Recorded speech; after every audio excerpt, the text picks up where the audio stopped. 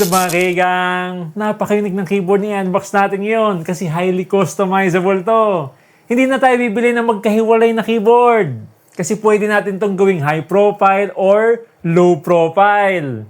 Ito ang Newpie Kick 75 75% hybrid mechanical keyboard. Yung link dito nandito lang sa left corner ng video natin o kaya check nyo lang yung pinned comment sa baba.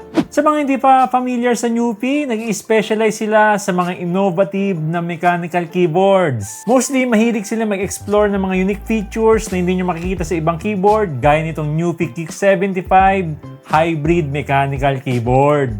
Okay, unbox na natin to mga kaigang. Yan, tanggalin muna natin dito sa side. Tapos buksan natin dito. Whoop! Okay, nandito na yung Newpie Kick 75. Tapos meron siyang envelope po. Yan, buksan nga natin to. Check natin. Uy, may stickers. Yan, 8-bit Odyssey. Tapos andito yung manual niya. Yan, QA Quick Guide. Paperworks. Yan, ang ganda ng stickers nyo.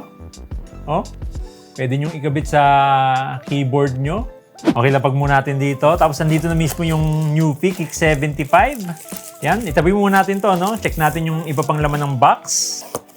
Nandito na yung receiver niya. Ganda ng packaging eh, no? Yan, receiver.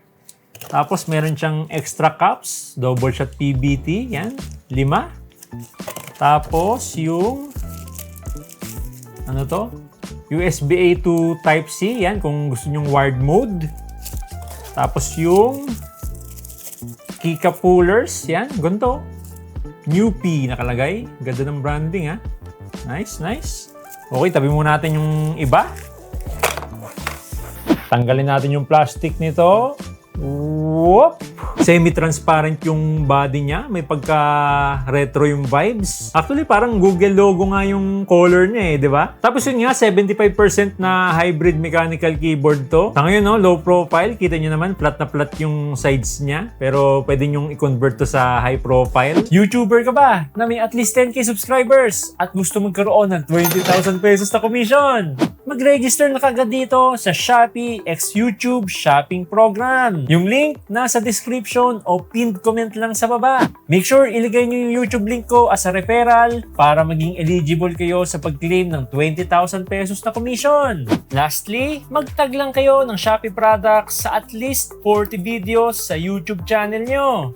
Makikita nyo yan dito sa YouTube Studio. Click nyo yung content, click nyo yung pencil icon or details, at click nyo yung products para makapagtag kayo ng Shopee products sa YouTube videos nyo. Napakadali lang, di ba? Kaya mag-register na kagad kayo sa Shopee x YouTube Shopping Program. Yung link niyan nasa description o pinned comment lang sa baba. Okay mga kaigang, ito na mismo yung Newpie Kick 75 hybrid mechanical keyboard.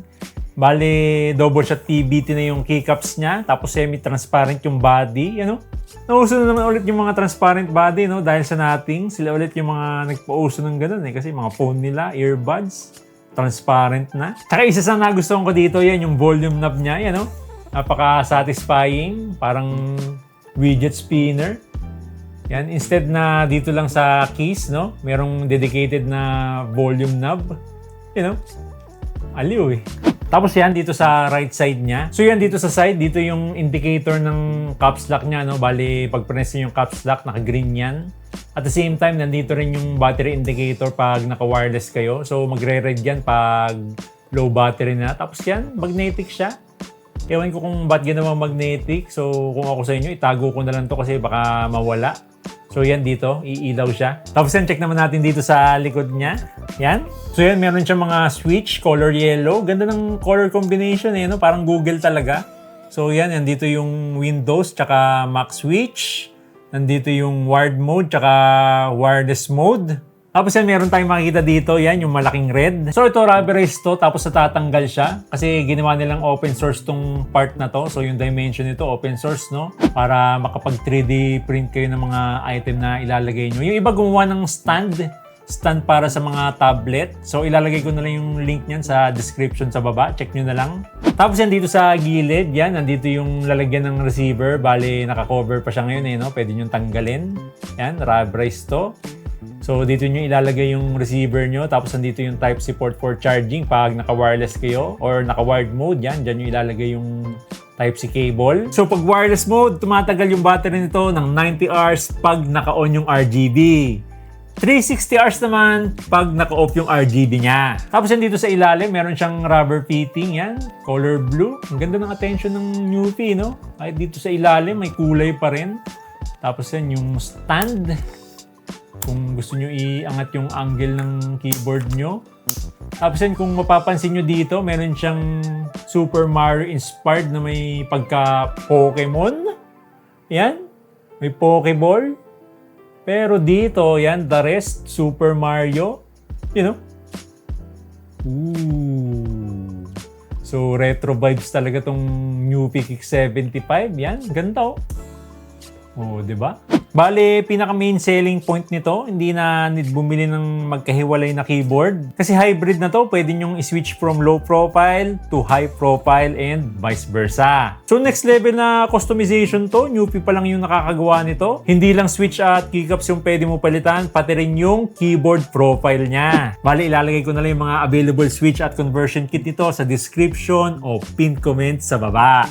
Pero pag may mga extra switch naman kayo dyan sa bahay or mga spare, compatible din dito yung Gateron tsaka Cherry MX switch.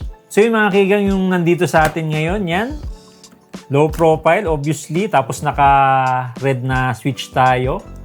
You know? Red na switch. Natatanggal siya. Bale, ito yung pin niya.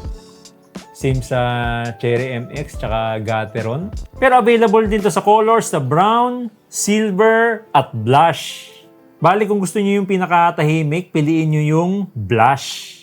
Since semi-transparent yung body niya, kitang-kita yung RGB. Highly customizable na din to. Pwede ka mamili ng iba't ibang modes. Pwede mo ding i-adjust yung brightness or i-off para mas makasave ng battery. Meron na rin tong app support since merong sariling app yung Newfie. Kaya pwede nyo din i-customize yung keys niya at RGB. Ngayon naman mga kaiga, mag-sound test na tayo. Ito yung pinaka-highlight ng mga keyboard, no? Make sure naka-earbuds kayo or naka-headphones para mas marinig nyo yung tunog ng Newfie Kick 75. Okay, start na tayo mga kaigang.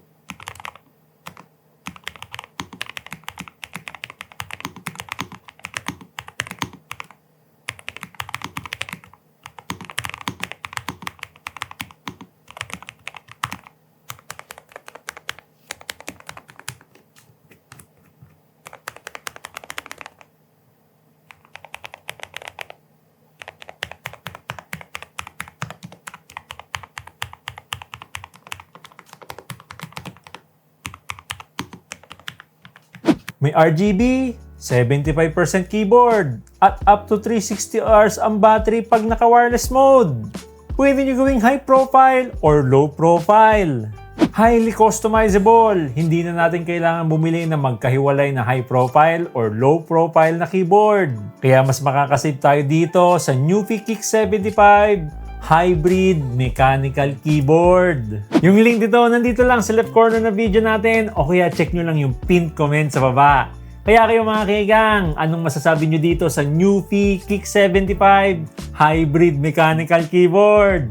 Comment down below!